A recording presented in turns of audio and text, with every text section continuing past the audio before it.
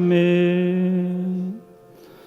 오늘 우리에게 내주신 하나님의 귀한 말씀은 구약성경 여호수아 3장 5절 한 절의 말씀 우리 한 목소리로 봉독하도록 하시겠습니다. 여호수아 3장 5절입니다. 다 함께 읽겠습니다. 시작. 여호수아가 또 백성에게 이르되 너희는 자신을 성결하게 하라. 여호와께서 내일 너희 가운데에 기이한 일들을 행하시리라. 아멘. 오늘은 말씀을 우리 김현진 선교사님께서 전해 주시겠습니다. 우리 김현진 선교사님은 약 20년이 다 돼가는 것 같은데 쿠바에서 이제 선교사로 사역하고 계십니다. 나오셔서 말씀 전하실 때 도전과 은혜 받으시고 또 쿠바를 위해 기도할 수 있는 그런 좋은 시간 되기를 바랍니다. 나오실 때 우리 따뜻한 박수로, 굉장히 열악한 상황이 지금 있거든요. 우리 사모님도 여기 계신데 따뜻한 위로와 격려의 응원의 박수로 환영하겠습니다.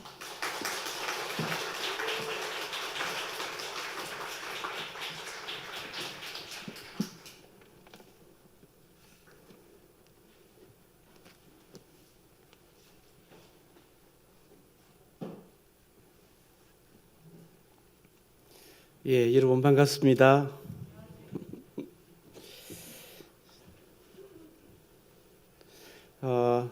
우리 목사님과 여러분 성도님들의 기도와 사랑 덕분에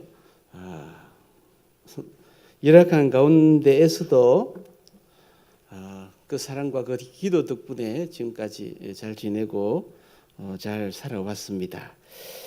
오늘 이 시간에는 그 쿠바의 일반적인 사정을 오늘 설교 제목에 인생길의 주권자라고 이렇게 붙였는데, 우리 쿠바에서 지금까지 살아왔던 그 과정을 간략하게 18년입니다. 18년을 요약하기가 좀 어렵지만은 요약해서 여러분과 하나님이 베풀어 주신 주권적인 은혜에 대해서 나누고자 합니다. 먼저 쿠바에 대해서 잘 모르시는 분이 계실 것 같아서 쿠바에 대한 개략적인 부분을 먼저 좀 소개를 하고자 합니다. 여기 보시면 쿠바의 위치는 미주 대륙의 미국 아래쪽, 멕시코 오른쪽에 있는 이렇게 카리브해라고 그러죠. 일반적으로 여기 수많은 섬나라들이 있어요. 작게는 인구 2만 여기에 여러 나라들이 있는데요. 인구 2만을 비롯해서 많은 여기 카리브 국가들이 있어요. 유엔에 한 나라씩 가입된. 그래서 여기 그 중에 제일 큰 섬나라가 여기 쿠바입니다. 여기 여러분이 아마 IT라고 들어보셨을 텐데 이 밑에 있는 섬나라는 절반으로 나눠서 왼쪽에는 IT, 오른쪽 절반은 도미니카 공화국이에요. 그리고 우사인 볼트의 출신인 여기 이 나라가 자메이카입니다. 그리고 이 바하마고 이건 미국에 있는 플로리다 반도이고요. 여기 이 나라가 이제 쿠바 위치가 여기에 속해 있습니다. 쿠바 면적은 우리 남한하고 거의 비슷해요. 한반도의 절반 크기라고 생각하시면 됩니다. 인구는 1,100만 명 정도 살고 있습니다. 수도는 북쪽에 있어요.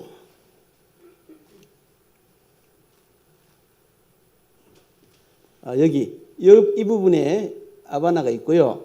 남쪽에 마치 우리나라 부산처럼 제2의 도시 산티아고 데 쿠바가 여기 있고요. 여기 이 부분이 여러분 아마 이야기 많이 들어보셨을 거예요.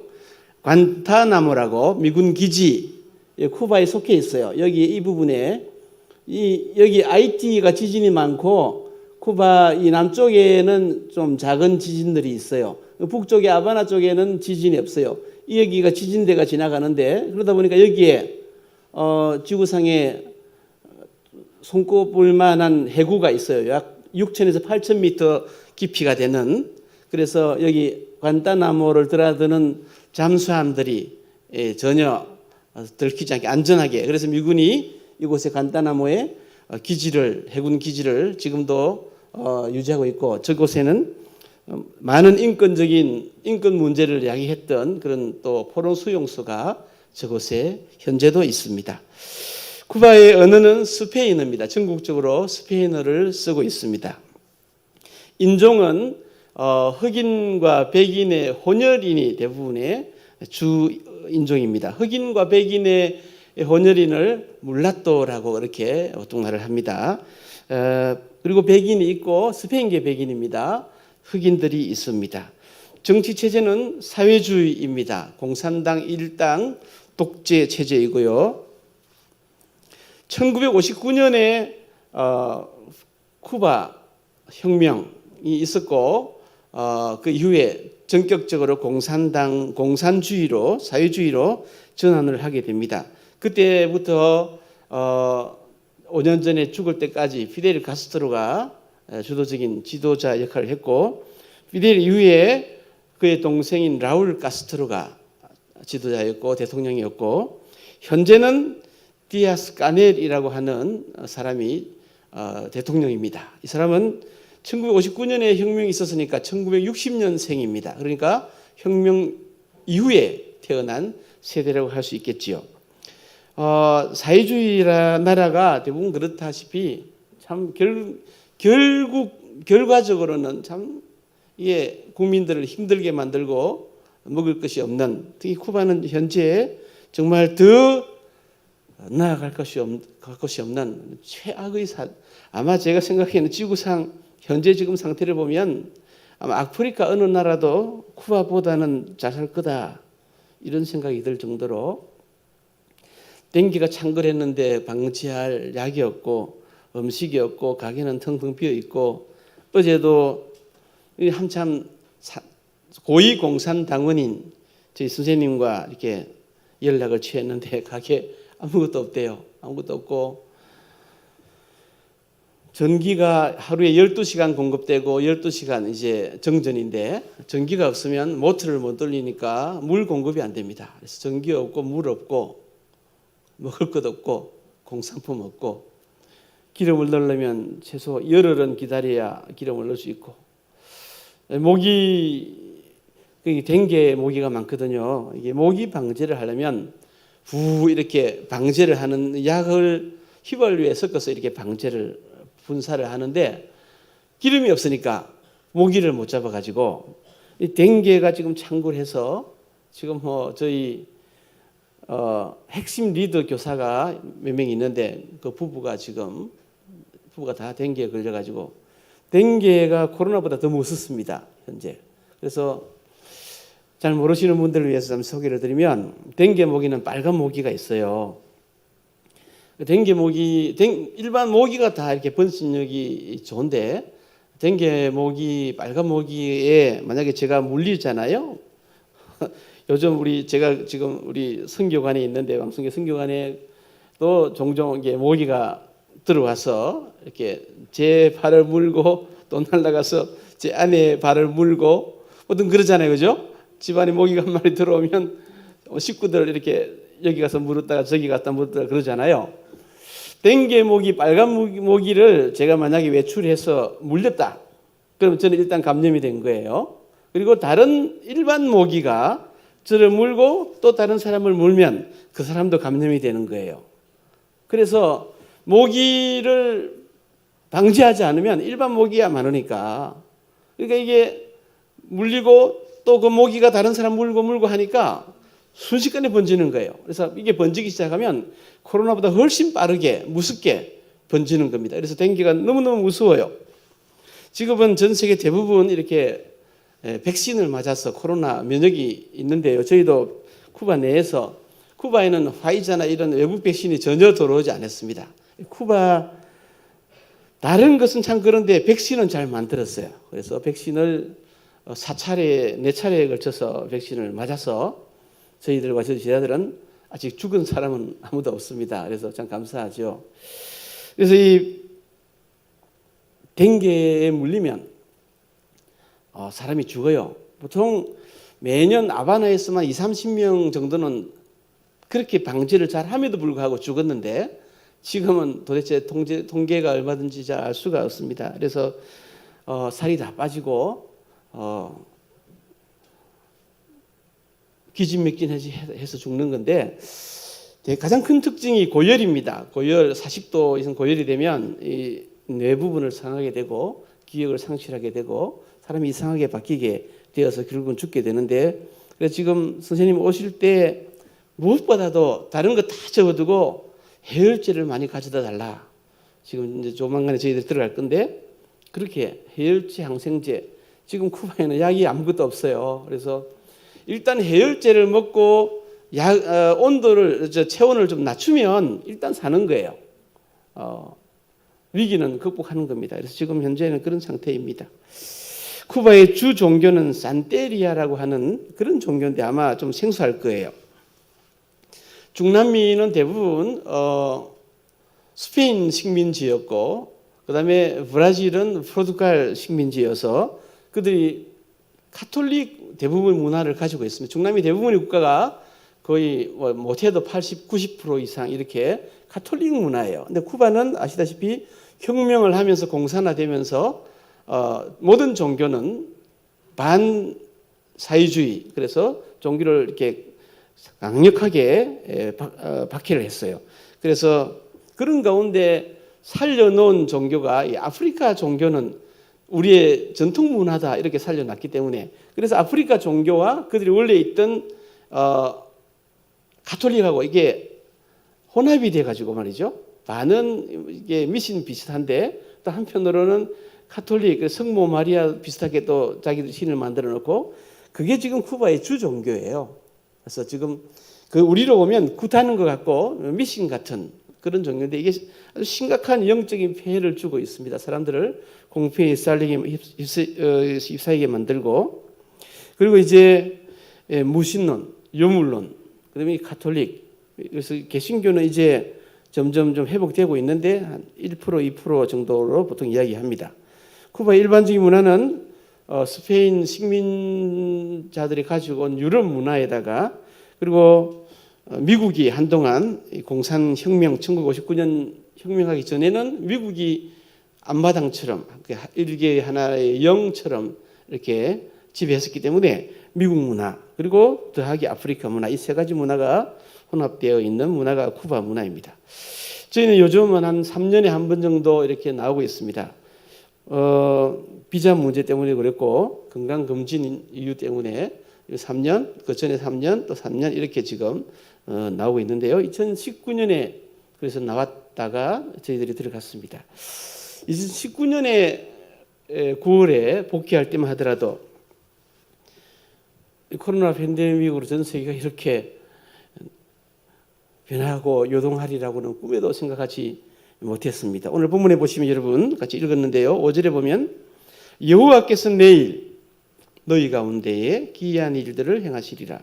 기이한 일들 쉽게 말해서 기적들입니다. 기적들. 하나님께서 내일 너희 가운데에 기이한 일들 기적들을 행하시리라. 4절 하반절에 보면 너희가 이전에는 이 길을 지나보지 못하였음이니라. 이 길, 우리의 내일, 우리 인생 길이라고 생각할 수 있는데 여러분 이제 내일 월요일인데요. 여러분은 내일에 대해서 어떤 생각을 가지고 사십니까? 지금 현재 내일 월요일인데 어떻게 펼쳐질 것이라고 생각을 하고 사시는지요?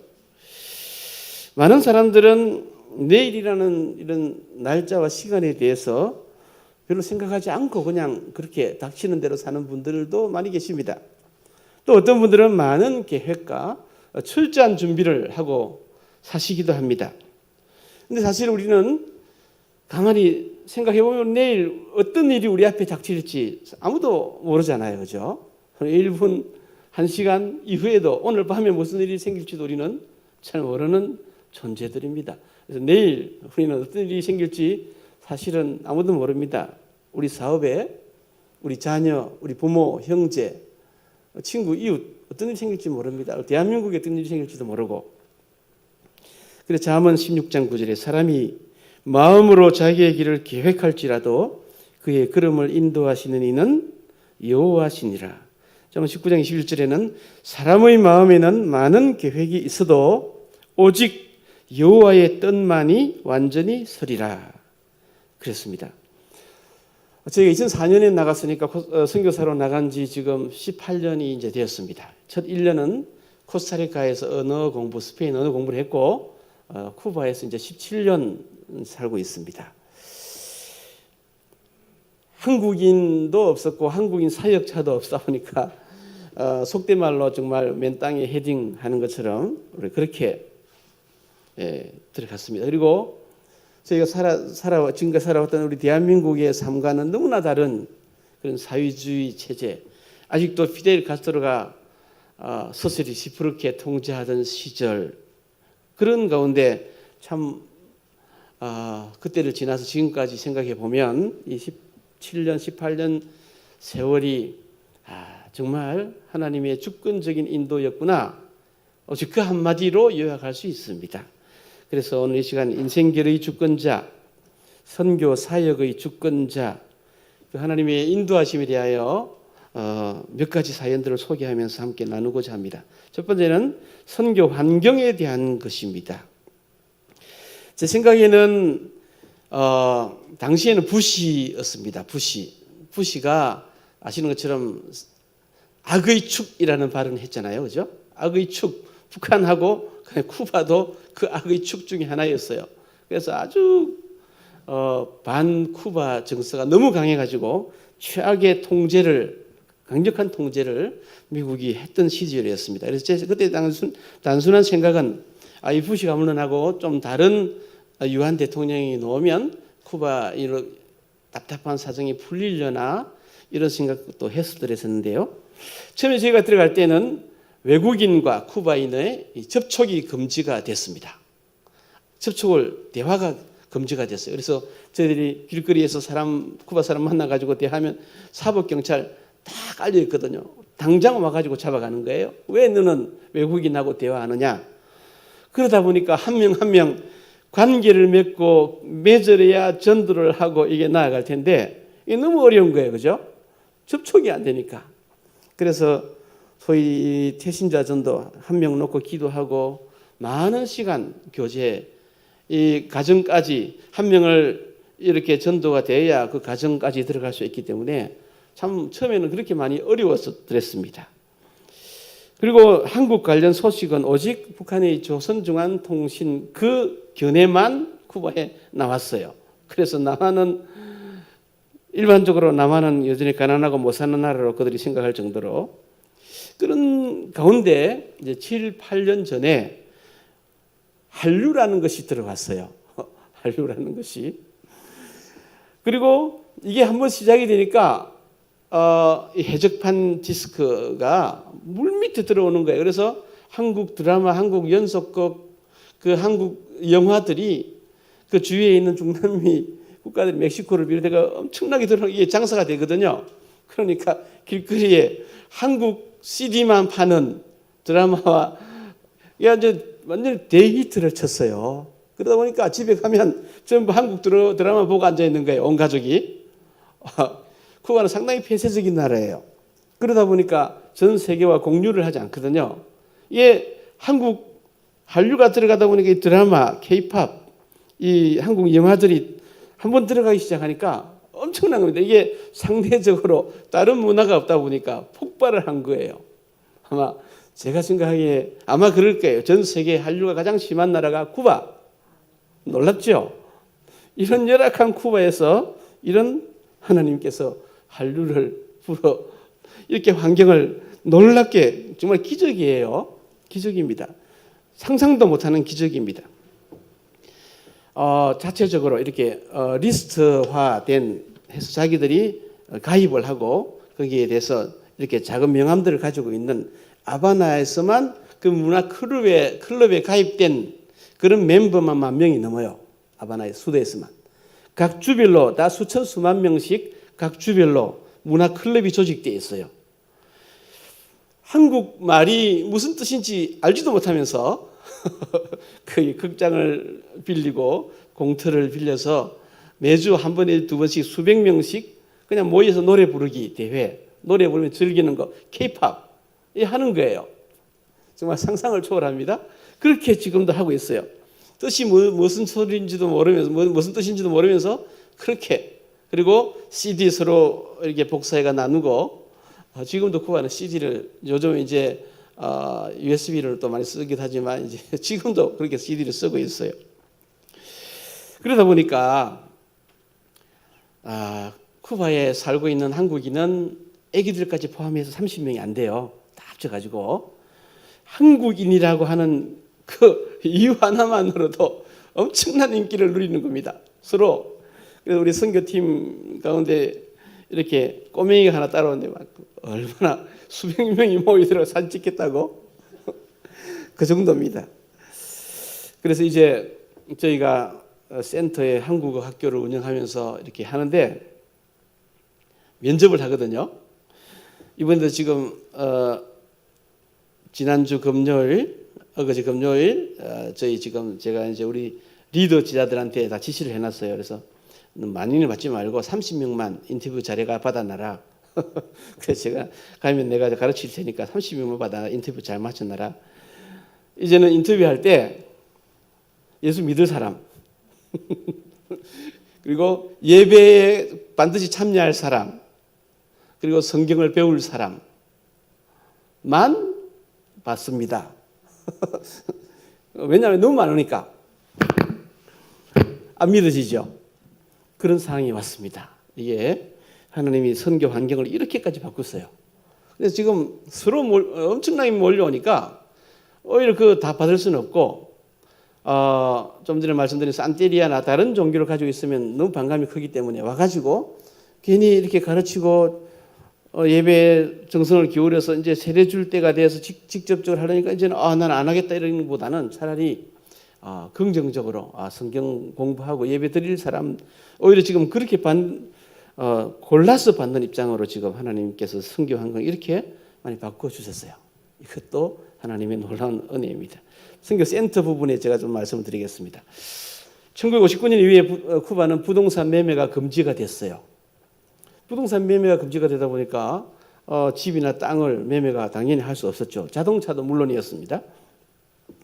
이제 저희들의 사역이 늘어나면서 가정들, 몇십 가정들 이렇게 늘어나고 또 제자들이 계속 숫자가 불어나고 하다 보니까 함께 모여 예배도 드리고 가르칠 공간이 절실히 필요했습니다. 우리 제자 중에 지금 우리 센터 명의자인 걔네 집에서 걔는 집이 좀 큰 집인데 그 5칸짜리인데 그걸 다 저희들이 오래도록 쓰다가 이것도 이제 쓰기가 효소해서 공간이 참 절실히 필요하던 그런 순간이었는데 쿠바 정부에서 약 9년 전에 혁명 이후 처음으로 부동산 매매 자유화라고 하는 법을 개정했어요. 저희를 위하여. 그죠? 이게 사회주의 국가의 법이 개정되는데 공산 전국당 대회를 전국 대회를 해가지고 이걸 법을 개정하는데 그래서 이제 저희 제자 이름으로 외국인은 이제 못 사요. 제자 이름으로 부동산을 구입하고 센터를 건축하고 하게 되었습니다. 재정도 이제 왕성교회 파송교회 왕성교회에서 미주 선교에서 자발적으로 사실은 저희들이 이걸 긴밀하게 교제하는 선교부가 있고 그게 늘 직접적으로 저하고 이렇게 교제하는 장로님이 계세요. 사실은 저희가 파송 받을 때부터 지금까지 앞서서 이거 해주세요, 저거 해주세요, 헌금하세요 이렇게 한 번도 해본 적이 그렇게 말해본 적이 없어요. 하시면 먼저 접근을 하시는 거예요. 미주선교회에서 이제 선교사님 센터 건축하셔야지요. 그리고 그러더니 이제 바자회를 시작해서 그분들이 스스로 이렇게 헌금을 하고 이렇게 했어요. 그래서 사실은 그걸 해도 최대치가 한 2, 3천만 원 나오지 않겠나 그렇게 그분들이 말씀을 하고 그랬는데 많은 분들이 자원하고 헌신하셔가지고 약 1억 5천 정도가 나왔어요. 그래가지고 센터를 건축하고 완벽하게 2층으로 해서 이제 교실 3개, 큰 교실 하나, 작은 교실 2개 이렇게 하고 저희들도 거기 같이 살고 있으면서 센터 운영을 하게 되었습니다. 그래서 저희가 입주를 2016년 8월에 완벽하게 하게 되어서 2015년에 구입해서 2016년에 입주를 했습니다. 약 이것을 센터를 구하기 위해 가지고 쿠바는 1959년 이후에 집을 짓지를 않았어요. 그래서 한국처럼 이렇게 전셋집, 월셋집, 이사갈 집이 여분의 집이 많은 게 아니라 쿠바는 오직 주거지 외에는 집이 거의 없어요. 몇 개 없어요. 그러다 보니까 참 이 집 구하기가 쉽지 않습니다.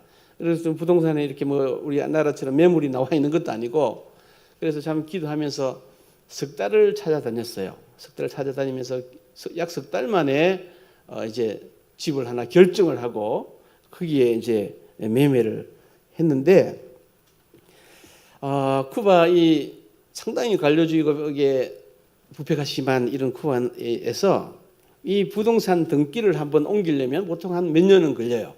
부동산 등기 옮기려면. 그래서 저희들이 이제 이것을 결정을 하고 이제 돈을 준비해 가지고 부동산 등기를 옮겨야 되는데 참 이게 큰 숙제인 거예요. 그런데 전혀 생각하지 못했습니다. 이게 저희가 센터를 산 그 지역에 그 이웃에 미하일이라고 하는 이 친구가 있는데 친구의 친구예요. 한 5년 전에 우연히 친구의 친구 만남을 통해 가지고 잠시 얼굴을 봤던 그 친구 거기 사는 거예요.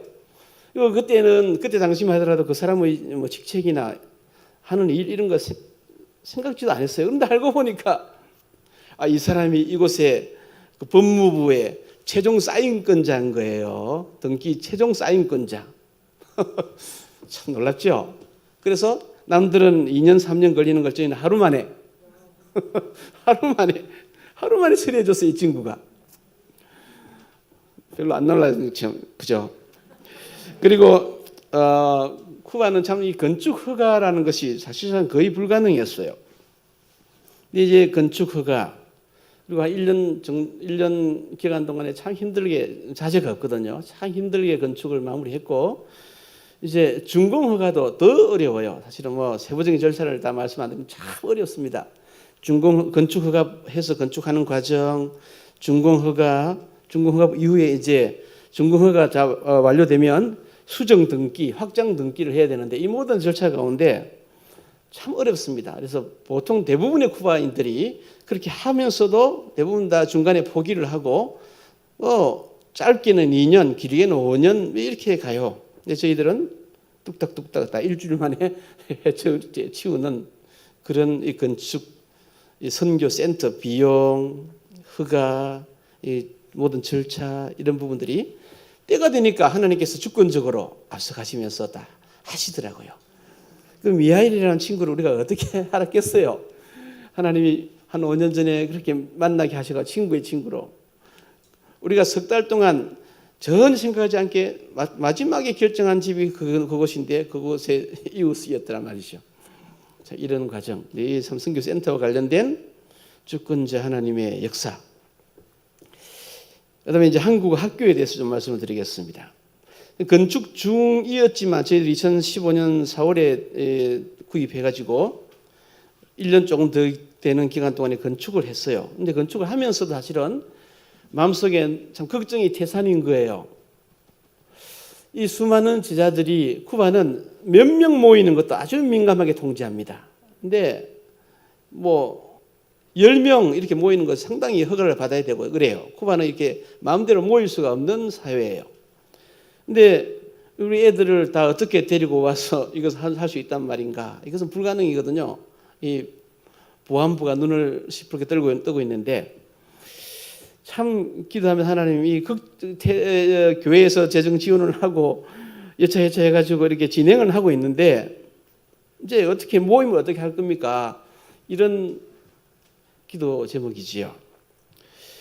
쿠바 그 1년 사이에 벌어진 일입니다. 쿠바 정부에서 이 극심한 재정난으로 공무원들을 100만 명 이상을 잘랐어요. 이제 쿠바 정부가 돈이 없으니까 나가서 대신에 개인 허가를 주는 거예요. 이전에는 뭐 집에서 내가 상추를 재배해야 하더라도 팔 수가 없었어요. 다 정부에서만 파는 것이 전부 불법이에요. 뭐 집에서 손재주가 좋아서 뭐 이런 아기자기하게 만들어서 판다 다 불법이에요. 근데 이제는 뭐 커피숍 그다음에 뭐 이렇게 피자 같은 거 뭐 이렇게 빵을 만들어서 파는 거 이런 여러 가지 허가들을 그 1년 사이에 이제 시행을 한 거예요. 이제 일부 사실은 좀 자본주의 같은 그런 거죠. 그런 가운데 점점점 이제 이게 허가 목록이 추가가 됐는데 마지막에 이제 우리가 건축이 완공될 단계에 언어가 추가가 됐어요. 언어가. 그래서 영어, 뭐 불어, 거기다 우리는 한국어 이걸 허가를 받은 거예요. 그러면 뭐 이렇게 100명씩 몰려와도 아무리 상관이 없는 거예요. 통제, 합법적이니까. 그래서 그것을 하나님께서 허가하게 하셨습니다. 그래서 하나님께서 공산당 이 독재국가의 법까지도 자꾸 필요하면 바꾸어 가시면서 주권적으로 사역을 인도하시는 거예요. 근데 뭐 이미 준비된 게 아니라 좀 전에 말씀드린 것처럼 건축 완공 단계 8월에 입주하는데 그 조금 전에 이게 법이 바꾼 거예요. 그래서 무방하게 통과할 수 있도록 우리의 인생 길을 하나님이 이렇게 인도하시는 줄로 믿습니다. 사역 확장 부분입니다. 지금 사실은 저희들은 사역에 큰 전기에 와 있습니다. 처음에 제 생각은 제자 한 명을 전도하고 세례를 주고 양육을 해서 이제 신학 과정 이런 커리큘럼을 마치고 안수해서 보낼 거라, 전국적으로 담당할 수 있도록 전후와 전역으로 보낼 거라, 이런 생각을 가지고 제일 처음에는 생각을 했었습니다. 근데 이제 한국어 학교 우리가 센터, 물론 그 전부터 이렇게 많은 과정을 했습니다. 한국어도 포함해서 많은 과정을 그 전부터 했지만 이제 센터에 이제 입주를 하고 이제 거의 만 6년 됐습니다. 한 300~400명 정도 제자들이 지나갔어요. 그 6년 사이에. 또 현재 교사들로 섬기고 있는 많은 제자들은 다 저희가 세례를 베푼 아이들입니다. 물론 아이라고 하지만 사실은 20대, 30대, 40대 이렇습니다. 다 이제 믿음이 굳건해지고 한국어 수준도 상당히 지금 뭐 이제는 대화하는데 전혀 무리가 없고 대학 수업 받을 정도. 뭐 이제 그러다 보니까 뭐 연습곡 이런 자막이나 이런 게 전혀 필요 없어요. 한국 사람처럼 카톡이나 왓츠앱, 저희들 왓츠앱을 많이 쓰는데 왓츠앱을 쓰는데 한국 사람끼리 하는 것처럼 한국어로 대화를 전혀 무방하게 합니다. 아주 어려운 단어도 어려운 어휘도 쓰고 그래요. 이렇게 쿠바 각 주별로 한국어 수요가 폭발하게 되고 하다 보니까 아직도 역설적으로는 쿠바에도 신학교가 있는데, 물론 우리처럼 뭐 총신대학을 놓으면 합동청 목사가 되고 이런 게 아니라 신학교 하나에 놓으면 거기에 신학교 하나에서 한 50개 교단이 나와요. 한 신학교에서. 신학교가 많지는 않습니다. 나와도 목사가 교회 개척하기가 상당히 어렵습니다. 법적으로. 그래서 있는 교회도 이렇게 부흥하기가 너무너무 어려운 그런 여건 가운데 있어요. 그런데 이제 이 시점에 와서 하나님께서 한류가 이렇게 폭발하게 되고 한국어 배우려고 하는 사람이 수천 명, 수만 명 있으니까 이제 하나님 주신 또 하나의 사인은 각 주에 뭐 예를 들면 뭐 충청도 가면 대전, 뭐 전라도 같으면 저기 광주, 이렇게 주에 주 수도 되는 도시들이 있어요. 큰 도시들이 각 주 수도에 나름대로 가장 큰 교회 측 하나인 그런 교회에다가 그 예배당에 한국 학교를 여는 지금 이번에 9월에 들어가면 바로 할 겁니다. 약 5년 전에 하나 이렇게 이미 했었더랬었는데요. 그렇게 하면 그 담임 목사와 협의해가지고 그렇게 거기 학교를 열면 역시 담임 목사님이 주도해가지고 이제 면접을 하고 수용을 해서 그들을 전도하는 계기를 삼는 거죠. 그러면 한 명 한 명 젊은이들이 들어오면 교회가 살아나고 활력을 얻게 되기 때문에 교회를 살리고 현지 교회를 부흥시키는 이런 협력 사역을 하는 걸로 지금 바뀌었어요. 왜냐하면 저희 제자들을 보내서 외국인이 가르치는 것은 불법이지만 제자들이 가서 가르치는 것은 전혀 문제가 없거든요. 이미 이 갈 제자들, 교사들은 함께 세례받고 오래도록 양육받았기 때문에 이 동일한 하나님의 비전을 다 공유하고 있어요. 그래서 가서 교회를 살리고, 그리고 그곳에 수도의 그 교회가 이제 베이스가 돼가지고 그 주마다 이렇게 커버를 해 나가는 한 1년, 2년 지나면 확장할 수 있거든요. 그렇게 해 나가는 것으로 저희들이 지금 이런 사역의 확장. 그래서 사실은 한편으로는 좀 폭발적으로 해 나갈 시점에 있어요. 내 영적인 도전이 더 많지 않겠나. 보안 문제를 비롯해 가지고 이런 부분에 기도 제목도 또 있습니다. 다음 부분은 이제 비자인데요. 사실 전 세계 선교사들의 가장 큰 문제 중에 하나인 비자 문제, 비자가 제일 큰 문제인데요. 특히 쿠바 같은 폐쇄적인 나라는 결혼하는 거 외에는 영주권을 안 줘요. 저희들 17년을 살아도 영주권 받을 자격이 안 돼요. 한국 같은 경우에는 뭐 일반 심지어는 과거에 소련이었던 동유럽 국가들도 5년 정도 지나면 다 영주권을 이제 받을 수 있는 응시할 수 있거든요. 근데 쿠바는 그렇지 않습니다. 그러다 보니까 아바나 대학 대학원에서 17년이나 학생 비자로 있었습니다. 그럼 이제 당국이 뭐라고 그러겠어요?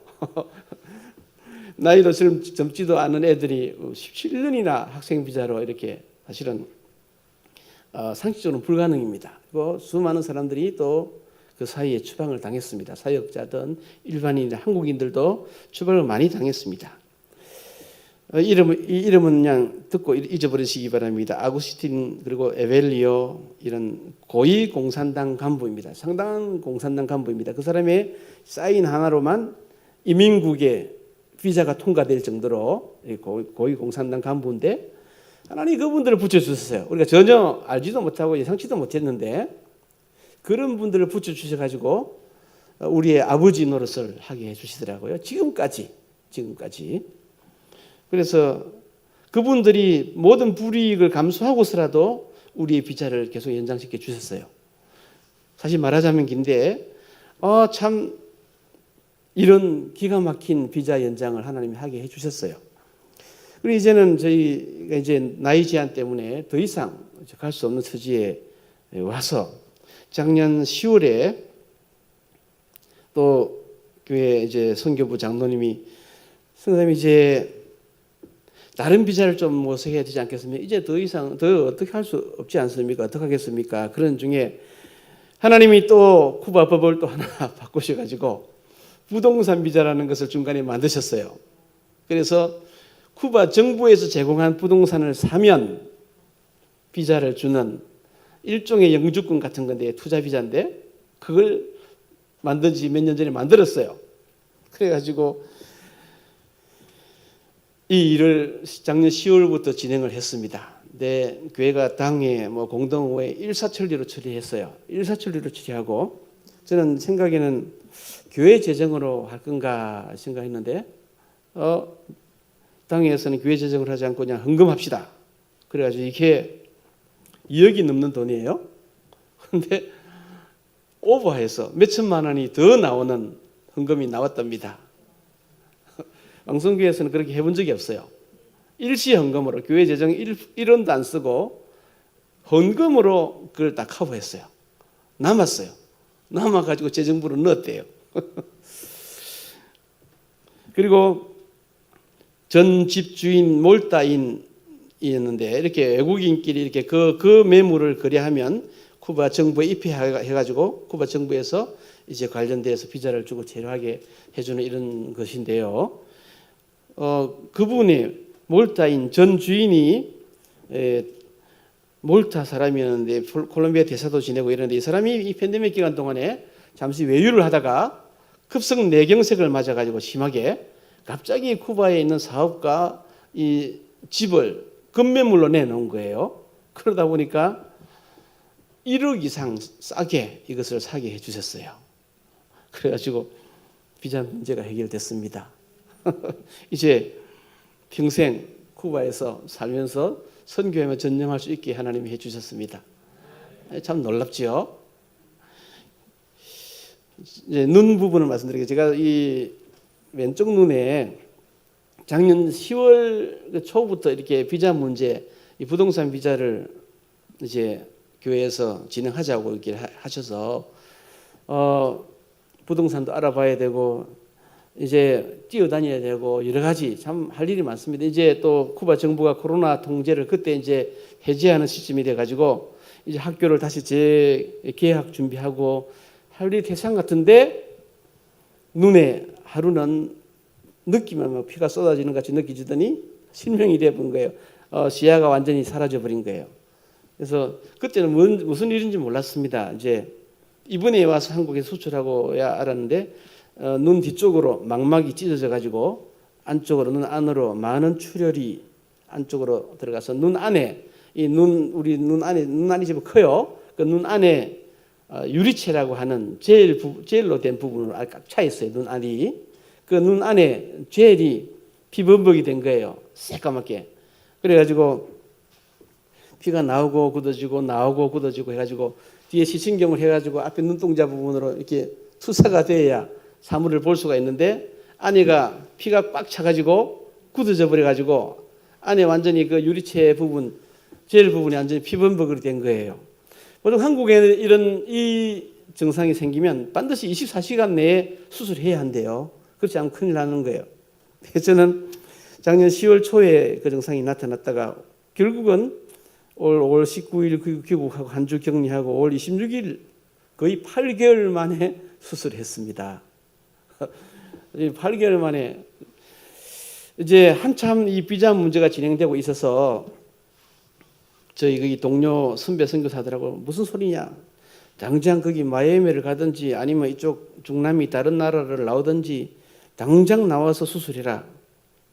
그게 눈이라는 게 이번에 알고 보니까 이게 6개의 신경이 뇌와 연결돼 있어가지고 눈 하나만 상실하는 걸로 끝나지 않는다고 그래요.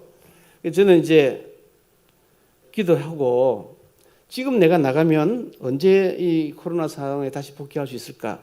수술하면 몇 달이 걸릴 것인데 그러면 이 모든 것이 아무것도 안 될 수 있다. 그래서 하나님 앞에 기도하면서 한쪽 눈을 포기했어요.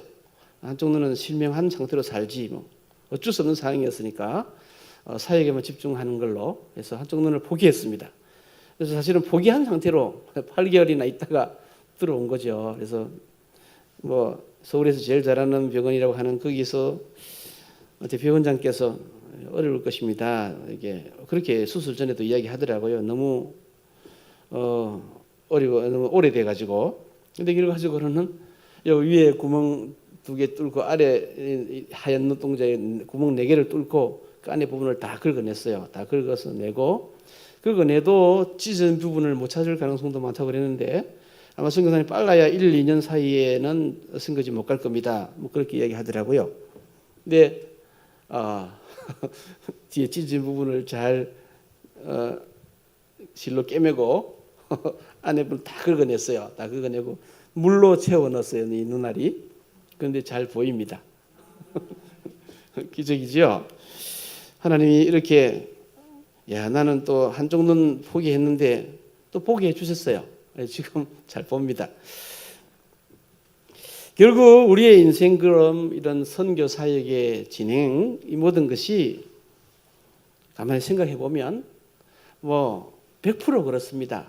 주권적인 인도에 다른 것이지 하나님의 긍휼과 하나님의 인도하심 그래서 그분의 뜻이 이루어지는 것밖에 없다 이렇게 요약할 수 있어요.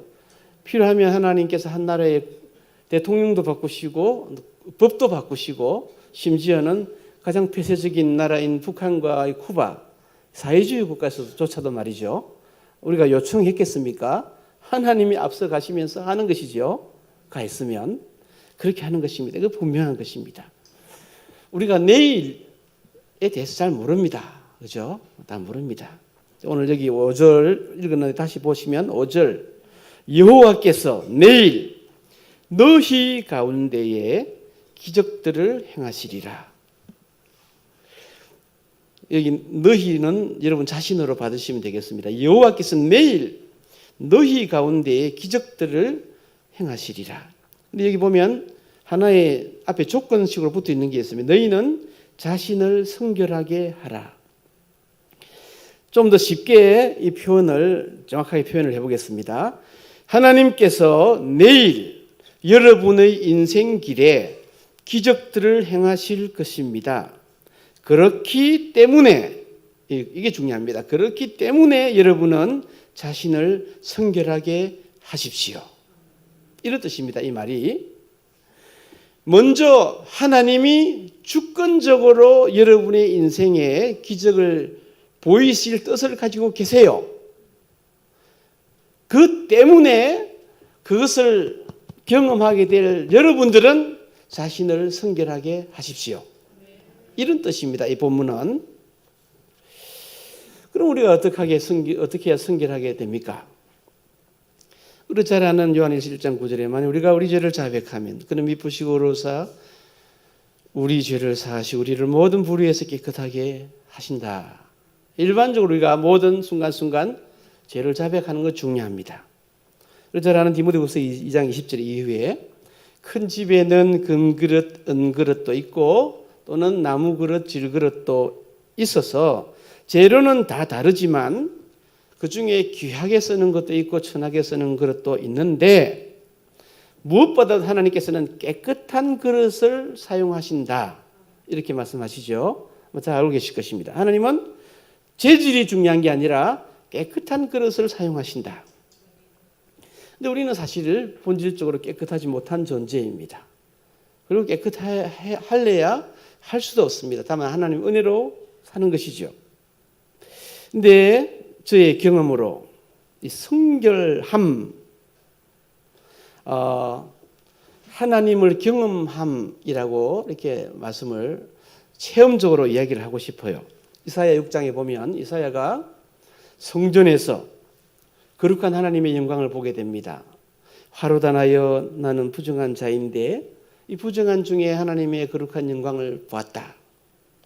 죽을 것이다 라고 그런 가운데 하나님이 누가 우리를 위하여 갈고 할 때에 나를 보내소서 이사야가 보냄을 받지 않습니까?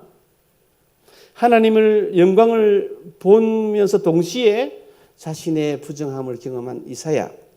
누가복음 5장에 보면 베드로 경우 여러분 잘 알고 있잖아요. 밤새도록 고기를 잡았지만 빈손이었습니다. 하지만 주님 말씀 따라 행해 보니까 그물이 찢어질 정도의 고기를 잡았고 베드로의 고백이 뭡니까? 주여 나를 떠나소서 나는 죄인으로서이다. 이분이 단순히 한 사람의 선생으로서의 예수님이 아니라 하나님인 것을 베드로가 본 겁니다. 그때 자기의 고백은 나는 죄인으로서이다. 그래서 요는 하나님을 경험하자라고 하는 것입니다. 잠언 8장에 보면 나를 간절히 찾는 자가 나를 만날 것이라 하나님 분명히 약속해 주셨어요. 바울 같은 경우에는 사도행전 21장이나 27장에 보면 극심한 어려울 때 가장 절망적인 그날 밤에 주님이 찾아오셔서 바울아 힘을 내라고 이렇게 용기를 주시지 않습니까? 지난 시간을 돌이켜보면 제가 회개한 것도 있지만 때는 많은 순간에 힘들 때 주님의 음성으로 찾아와 주시고 새롭게 모든 죽음을 극복해서 뛰어넘을 만한 용기를 공급해 주신 적이 참 많았습니다. 하나님을 경험하게 하는 것, 그것이 저는 성결하게 되는 것이라 생각을 합니다. 여러분, 하나님께서 우리 인생길에 주권자가 되셔서 기적을 보여주시기를 원하십니다. 내일 우리 삶에 기적을 행하실 것이다. 이것은 하나님의 뜻이에요. 하나님의 주권이에요. 그걸 받기 위한 너희는 그렇기 때문에 너희는 자신을 성결하게 하라. 하나님을 다시금 배웠고 경험하게 되는 피상적인 신앙생활이 아니라 기도하며 하나님을 목도하고 경험하는 이런 삶을 살아라 하는 것이 오늘 제가 경험했던 이런 하나님의